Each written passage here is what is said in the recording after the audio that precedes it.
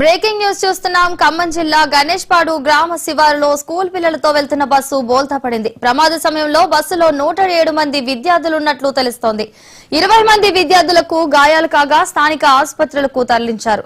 వేంసూరు మండలం మొద్దులగూడెంలోని Shri Vivekananda school bus గా గుర్తించారు. పరిమితికి మించి విద్యార్థులతో వెళ్తున్న బస్ అదుపు తప్పి కాలువలో పడింది. కాలువలో నీళ్లు లేకపోవడంతో పెను ప్రమాదం తప్పింది. అయితే బస్ డ్రైవర్ మద్యం మత్తులో ఉన్నాడని విద్యార్థులు చెబుతున్నారు.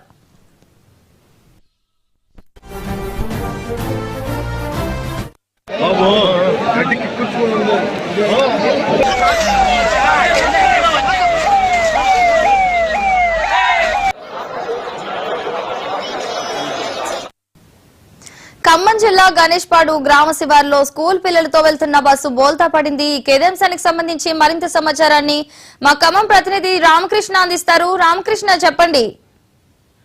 వేంసూరు మండలం ముద్రగూడానికి చెందినటువంటి వివేకానంద స్కూల్ కు సంబంధించినటువంటి విద్యార్థులు పాఠశాల ముగిసిన తర్వాత తిరిగి స్కూల్ వ్యాన్లలో వెళుతున్నటువంటి సమయంలో పెనువల్లి మండలం గణేష్పాడు దాటిన తర్వాత కాలువలో పడింది. దీంతో ప్రమాద సమయంలో 107 మంది విద్యార్థులు ఉన్నట్లుగా అక్కడ ఉన్నటువంటి స్థానికులు అయితే చెప్తున్నారు. వీళ్ళలో 20 మంది విద్యార్థులకు తీవ్ర గాయాలైనట్లుగా చెప్తున్నారు. దీనికి సంబంధించి ఎవరైతే గాయాలయ్యారో వీళ్ళందరినీ కూడా హుటాహుటిన పెనువల్లి ఆసుపత్రికి తరలించారు. వీళ్ళల్లో చాలా మందికి కాళ్ళకి, చేతులకి, కొంతమందికి తలకు కూడా గాయాలైనట్లుగా వైద్యులు అయితే ప్రస్తుతం చెప్తున్నారు. అయితే పరిమితికి మించి ఒక స్కూల్ బస్సులో 107 మంది విద్యార్థులను ఎక్కించడం పట్ల అక్కడ ఉన్నటువంటి స్థానికులు కావచ్చు, తల్లిదండ్రులు తీవ్ర ఆగ్రహం వ్యక్తం చేస్తున్నారు.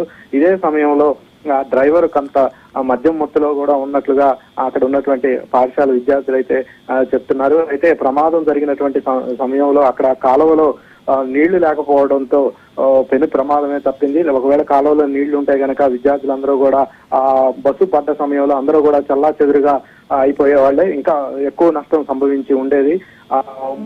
ఆ సమయంలో కాలువలో నీళ్లు లేకపోవడంతో పెను ప్రమాదం అయితే తప్పింది. ఆ కాలువ ఎప్పుడైతే బస్సు బోల్తా పడిందో వెంటనే ఆ డ్రైవర్ అక్కడి నుంచి సంఘటనా స్థలం నుంచి పరారయ్యారు. దీనికి సంబంధించి అక్కడ ఉన్నటువంటి తల్లిదండ్రులు తీవ్ర ఆగ్రహం వ్యక్తం చేస్తున్నారు.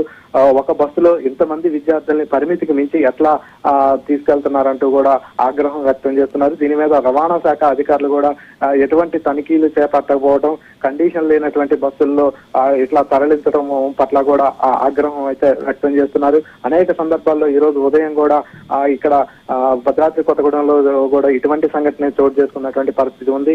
ఆర్టీఏ అధికారులు తనిఖీలు నిర్వహించాలి, పరిమితికి మించి విద్యార్థుల్ని ఎక్కించకూడదు.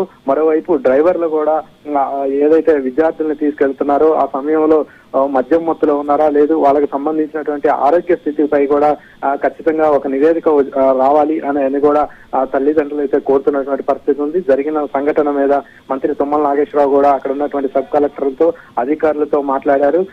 ఎవరైతే విద్యార్థులు గాయపడ్డారో వాళ్ళందరికీ కూడా మెరుగైన చికిత్స అందించాలి, ఘటన మీద పూర్తి నివేదిక తనకు అందించాలంటూ కూడా మంత్రి తుమ్మల నాగేశ్వరరావు అయితే అధికారులని ఆదేశించారు. రామకృష్ణ, అలానే బస్ డ్రైవర్ ని అదుపులోకి తీసుకున్నారా? ఎప్పుడైతే ప్రమాదం చోటు చేసుకుందో వెంటనే డ్రైవర్ అక్కడి నుంచి పరారయ్యారు. అయితే ఆయన ఆ ప్రమాద సమయంలో మద్యం మత్తులో ఉన్నాడు అని చెప్పి విద్యార్థులు అయితే కొంతమంది చెప్తున్నారు. మొత్తం కూడా విద్యార్థులంతా కూడా ప్రస్తుతం ఏం జరుగుతుందో తెలియనటువంటి బిక్కు అంటూ కూడా వాళ్ళందరూ కూడా భయాందోళనకు గురైనటువంటి నేపథ్యం ఉంది. ఈ సంఘటన తెలియగానే స్థానికంగా అక్కడ ఉన్నటువంటి గ్రామస్తులు వాళ్ళందరూ కూడా పెద్ద సంఖ్యలో అక్కడికి వచ్చి అంబులెన్స్ కి సమాచారం అందించారు. అంబులెన్స్ ద్వారా విద్యార్థులందరినీ కూడా గ్రామస్తుల సహకారంతో వాళ్ళందరినీ కూడా బయటికి తీసి పెనువల్లిలో ఉన్నటువంటి ఆసుపత్రికి అయితే తరలించారు. ప్రస్తుతం గాయపడ్డ విద్యార్థులందరికీ కూడా చికిత్స అయితే నడుస్తుంది. మొత్తం 107 మందిలో 20 మందికి అయితే తీవ్ర గాయాలైనట్లుగా వైద్యులు అయితే చెప్తున్నారు. వీళ్ళందరికీ కూడా ప్రస్తుతం ఎవరికైతే తీవ్ర గాయాలయ్యో వాళ్ళందరికీ కూడా ప్రస్తుతం చికిత్స కొనసాగుతుంది. కొంతమందికి ఎవరికైతే అవసరం ఉందో వాళ్ళందరికీ కూడా పరీక్షలు నిర్వహిస్తున్నారు. దానికి సంబంధించి స్కానింగ్ రిపోర్ట్లు వచ్చిన తర్వాత పూర్తి స్థాయిలో వాళ్ళకి సంబంధించినటువంటి ఆరోగ్య స్థితి మీద ఒక నివేదిక వచ్చే అవకాశం అయితే కనపడుతుంది. ఎవరైతే ఈ పాఠశాలకు సంబంధించిన వాళ్ళు ఉన్నారో వాళ్ళ మీద కూడా చర్యలు తీసుకోవాలి, ఆ డ్రైవర్ ని కూడా శిక్షించాలి అని చెప్పి తల్లిదండ్రులు అయితే కోరుతున్నారు. Right, thank you Ramakrishna.